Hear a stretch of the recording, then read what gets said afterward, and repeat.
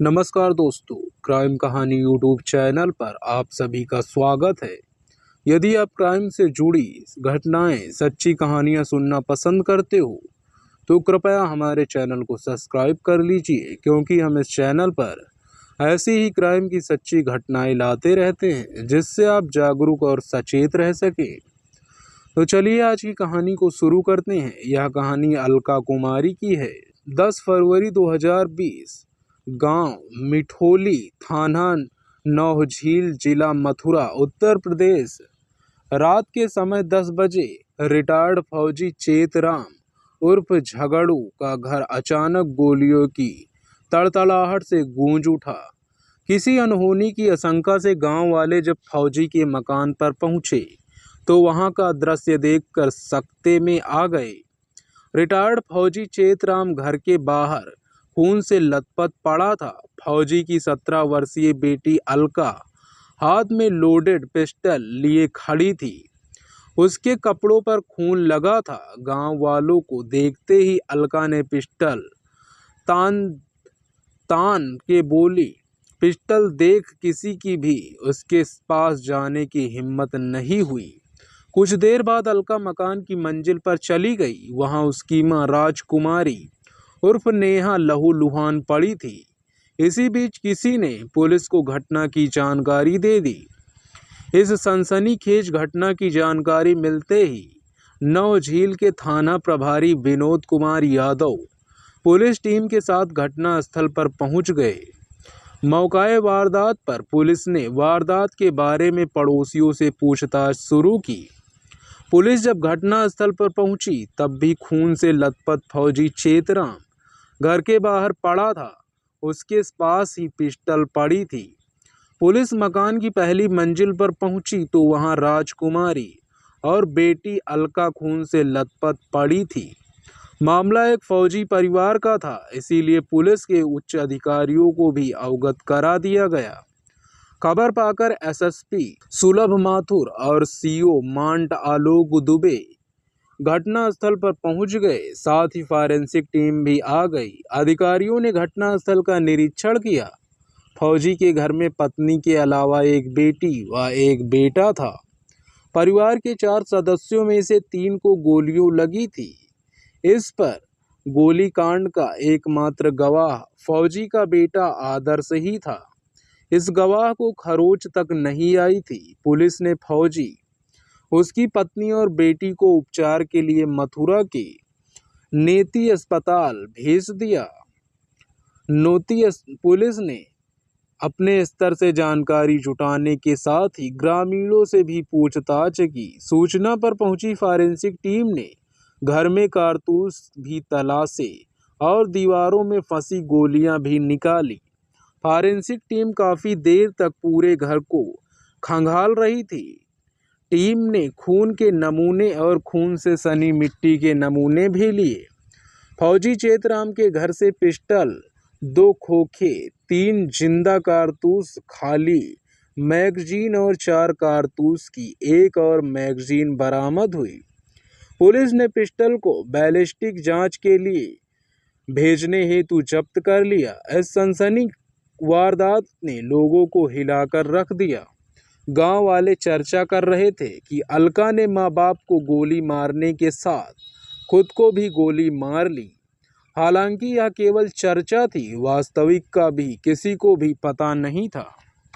इसका पता पुलिस को ही लगाना था। अस्पताल में जांच के बाद डॉक्टरों ने बताया कि अस्पताल पहुंचने से पहले ही चेतराम की मौत हो चुकी थी, जबकि घायल मां बेटी की हालत चिंताजनक थी। चेतराम के सीने में और राजकुमारी के सिर में गोली पार हो गई थी, जबकि अलका के पेट में गोली लगी थी। पुलिस ने चेतराम की लाश पोस्टमार्टम के लिए जिला चिकित्सालय भेज दिया। 45 वर्षीय सेवानिवृत्त चेतराम जाट रेजिमेंट में नायक थे। 2014 में वह सेवानिवृत्त हो चुके थे। उनके परिवार में 17 वर्षीय बेटी अलका, 15 वर्षीय बेटा आदर्श और 38 वर्षीय पत्नी राजकुमारी उर्फ नेहा थी। अपनी नौकरी के दौरान ही चेतराम ने राइफल और पिस्टल का लाइसेंस ले लिया था। चेतराम चाहता था कि उसकी बेटी अलका कोई ऊंचा मुकाम हासिल करे। इसके लिए उसने दिल्ली में उला कैब में अपनी गाड़ी लगा दी थी। अलका ने इंटरमीडिएट तक की पढ़ाई नौझील के स्कूल से की थी। इसके बाद उसने बीएससी कॉलेज मथुरा से एडमिशन ले लिया था। फिलहाल वह बीएससी द्वितीय वर्ष की छात्र थी और प्रयागराज में कोचिंग ले रही थी। अलका घटना के कुछ दिन पहले ही गांव आई थी। उसका 15 वर्षीय भाई आदर्श माथुर मथुरा में ही 9वीं की पढ़ाई कर रहा था। इस घटना में राजकुमारी के सिर की हड्डी टूट गई थी। चेहरे और आंखों पर भी सूजन आई थी। उन्हें वेंटिलेटर पर रखा गया था, जबकि अलका के पेट में गोली लगने का निशान था। अलका को सांस लेने में परेशानी हो रही थी। राजकुमारी के सिर की हड्डी गोली से टूट गई थी। किसी भारी चीज के प्रहार से यह स्पष्ट नहीं हो पाया था। वही रिटायर्ड फौजी चेतराम को 2 गोलियां लगी थी, एक सीने में और दूसरी पेट में। कुछ ऊपर यह खुलासा पोस्टमार्टम रिपोर्ट से हुआ। फौजी चेतराम का पुलिस की मौजूदगी में अंतिम संस्कार कर दिया गया। मुखाग्नि बेटे आदर्श ने दिया। गांव वाले इस घटना को लेकर तरह तरह की चर्चाएं कर रहे थे। मंगलवार 11 फरवरी को चेतराम के छोटे भाई उमर सिंह ने अपनी भतीजी अलका व उसके प्रेमी अंकित के खिलाफ हत्या के प्रयास और जान से मारने की धमकी देने के आरोप लगाते हुए मुकदमा दर्ज कराया। उनका कहना था कि अलका का गांव में ही युवक अंकित के साथ प्रेम प्रसंग चल रहा था।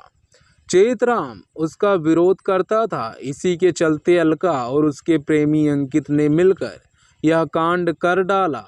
उमर सिंह की तहरीर में यह बात भी शामिल थी कि गोलीकांड के बाद अंकित को उसके भाई के घर से निकलते देखा था। इसके बाद वह अंदर गए तो अलका ने कहा, मेरे और अंकित के बीच में जो भी आएगा उसे छोड़ूंगी नहीं। आखिर ऐसा क्या हुआ था कि मां और पिता को गोली लगने के साथ साथ बेटी भी घायल हो गई थी। यह बात अभी साफ नहीं थी कि आखिर गोली किसने चलाई। इस मामले में सभी बिंदुओं की गहन पड़ताल की गई। पता चला कि घटना वाली रात पति पत्नी में विवाद हुआ था। पुलिस को गांव वालों से यह भी पता चला कि अलका का गांव के ही अंकित से प्रेम प्रसंग चल रहा था। यह भी स्पष्ट हो गया था कि गोलीबारी की शुरुआत पहली मंजिल पर हुई थी। पुलिस ने गहनता से जांच, पूरी जानकारी और साक्ष्य जुटाए। तथ्यों पर आधारित इस घटना की जो कहानी सामने आई वह इस प्रकार थी। अंकित और अलका ने नौझील के स्कूल में इंटरमीडिएट तक की पढ़ाई एक साथ पूरी की थी। दोनों ने पिछले 5 साल से दोस्ती थी और दोनों रिलेशनशिप में थे। महत्वाकांक्षी अलका देखने में स्मार्ट थी। गठे बदन और अच्छी लंबाई के कारण वह सुंदर दिखती थी। आधुनिक विचारों वाली अलका फैशन के हिसाब से कपड़े पहनती थी। पुलिस जांच में सामने आया कि दिसंबर 2019 को अलका अचानक घर से लापता हो गई थी। उसके पिता चेतराम ने उसे काफी तलाश किया। पता न लग पाने पर वह थाने भी पहुंचे। 5 दिन बाद गांव वालों ने हस्तक्षेप के बाद अलका घर लौट आई, मगर यह सूल चेतराम के सीने में चुभता रहा। तभी से घर में क्लेश चल रहा था। विपरीत हालात देख अंकित का पिता नेत्रपाल अपने बेटे बेटी और पत्नी को साथ लेकर गांव से चला गया था। नेत्रपाल भी सेना में था। बचपन को पीछे छोड़कर बेटी जवानी की दहलीज पर कदम रख चुकी थी। पिता चेतराम को बेटी के रंग ढंग देखकर उसकी चिंता होने लगी थी, जबकि अलका के ख्यालों में हरदम अपने दोस्त से प्रेमी बने अंकित की तरह रहती थी। वह चाहती थी कि उसका चाहने वाला हर पल उसकी नज़रों के सामने रहे, उसके कदमों को भागते देखे। चेतराम ने अलका पर पाबंदियां लगा दी, लेकिन नतीजा कुछ नहीं निकला। वे दोनों चोरी छिपे मिलने लगे। बेटी की नादानी के लिए चेतराम अपनी पत्नी राजकुमारी को दोषी मानता था। उसका मानना था कि मां की सरह के चलते बेटी ने इतना बड़ा कदम उठाया और गांव में उसकी इज्जत मिट्टी में मिला दी। बेटी के इस कारनामे के चलते वह गांव के किसी से नजर भी नहीं मिला पा रहा था। सेवानिवृत्त फौजी चेतराम के परिवार की कई महीने से चल रही कलह की जानकारी गांव के लोगों के साथ ही चेतराम के घर वालों और रिश्तेदारों को भी थी। रिश्तेदारों ने कई बार कलह को निपटाने के लिए चेतराम और उसके परिवार वालों से बात की, लेकिन समाधान कोई नहीं निकला। पिता की हिदायत व रोक टोक से अलका बहुत नाराज थी। घटना से 4 दिन पहले ही नेत्रपाल अपने परिवार सहित गांव वापस आया था। वह यह सोचकर गांव आया था कि हालात सामान्य हो गए होंगे। अलका भी कुछ दिन पहले ही प्रयागराज से गांव आई थी। बिछड़े हुए प्रेमियों में इतने दिनों बाद एक दूसरे को देखा तो बिना मिले नहीं रह सके। चेतराम यह सब बर्दाश्त नहीं कर सका। घटना की रात चेतराम ने अलका की हत्या का फैसला किया, लेकिन सामने पड़ गई पत्नी राजकुमारी। उसने पत्नी पर ही गोली चला दी, जिससे वह घायल हो गई। बाद में उसने बेटी पर भी गोली चलाई, जो उसके पेट में लगी। पत्नी को गोली लगने के बाद चेतराम सुध बुध खो बैठा। इसका फायदा उठाकर अलका ने पिस्टल छीनकर उस पर गोलियां दाग दी। जान बचाने के लिए वह भागा और घर के बाहर जाकर गिर गया। एसएसपी सुलभ माथुर ने प्रेस कॉन्फ्रेंस में बताया कि घटना वाली रात पुलिस को सूचना मिली थी कि गांव मिठोली में बेटी ने अपने पिता और मां को गोली मार दी है। इसी सूचना पर पुलिस गांव पहुंची थी, लेकिन जांच में पता चला कि फौजी की बेटी अलका ने सेल्फ डिफेंस में गोली चलाई थी। अलका ने अपने बयान में बताया कि उसने पिता ने पहले उस पर गोली चलाई थी। इस दौरान गोली बचाव में आई, उसकी मां राजकुमारी को लग गई। मां के गिरते ही उसने दूसरी गोली उस पर चलाई, जो उसके पेट से रगड़ती हुई निकल गई, जिससे वह घायल हो गई। जब पिता उसके भाई पर गोली चलाना चाहते थे, मैंने तेजी से झपट्टा मारकर पिता के हाथ से पिस्टल छीन ली और बचाव में उसके ऊपर गोली चला दी। वह हम सबको मारना चाहते थे। उधर इस गोली का मृत फौजी की घायल पत्नी राजकुमारी, जो वेंटिलेटर पर थी, उसने घटना के 29वें दिन 11 मार्च की रात अस्पताल मथुरा में दम तोड़ दिया। मां की मौत से कुछ दिन पहले ही अलका ने ठीक होने पर उसे अस्पताल से छुट्टी दे दी थी। आरोपी अंकित के खिलाफ पुलिस को पर्याप्त सबूत नहीं मिल सके। अलका और उसके भाई आदर्श से पूछताछ में अंकित का कोई जिक्र नहीं आया, जबकि गोली पिता द्वारा चलाई जाने की बात दोनों ने बताई।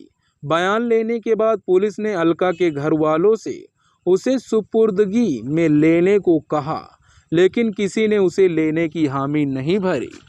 इस पर सिटी मजिस्ट्रेट ने अगले आदेश तक उसे नारी निकेतन भेज दिया। दुश्मन से जूझने का दमखम रखने वाला चेतराम अपने खून के साथ जीवन की जंग हार गया। बेटी की नादानी से पिता बुरी तरह टूट गया था। जब बेटी अलका अपने प्रेमी के साथ 5 दिनों तक गायब रही थी, चेतराम ने तभी से खाना छोड़कर शराब के नशे में डुबा दिया था। वह गहरे सदमे में था। दोस्तों, इस कहानी के बारे में अपनी राय कमेंट बॉक्स में दीजिए। इस कहानी का उद्देश्य किसी को परेशान करना, किसी का दिल नहीं दुखाना नहीं है, बल्कि आपको जागरूक करना, आपको सचेत करना है। ऐसे ही क्राइम की कहानियां सुनने के लिए हमारे चैनल को सब्सक्राइब कर लीजिए। दोस्तों, मिलते हैं अगली कहानी में। तब तक के लिए आप सभी अपना ख्याल रखो। धन्यवाद।